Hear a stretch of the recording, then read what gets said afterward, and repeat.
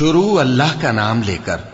جو بڑا مہربان نہایت رحم والا ہے۔ آسمان کی قسم جس میں برج ہیں، اور اس دن کی جس کا وعدہ ہے،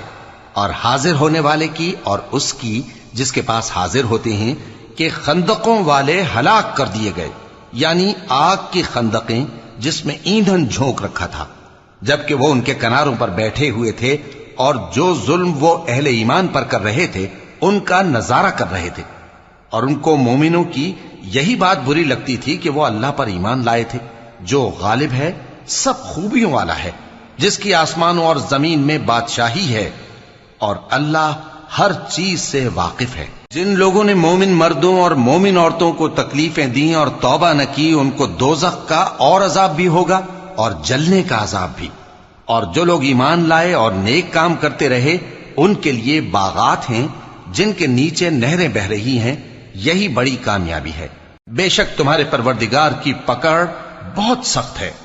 وہی پہلی دفعہ پیدا کرتا ہے اور وہی دوبارہ زندہ کرے گا، اور وہ بخشنے والا ہے،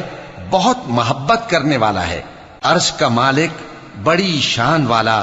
جو چاہتا ہے سو کر ڈالتا ہے۔ بھلا تم کو لشکروں کا حال معلوم ہوا ہے، یعنی فرعون اور سمود کا؟ اصل بات یہ ہے کہ کافر مستقل جھٹلانے میں لگے ہیں، جبکہ اللہ بھی ان کو ہر طرف سے گھیرے ہوئے ہے۔ یہ کوئی معمولی کلام نہیں، بلکہ یہ قرآن عظیم الشان ہے، لوح محفوظ میں لکھا ہوا۔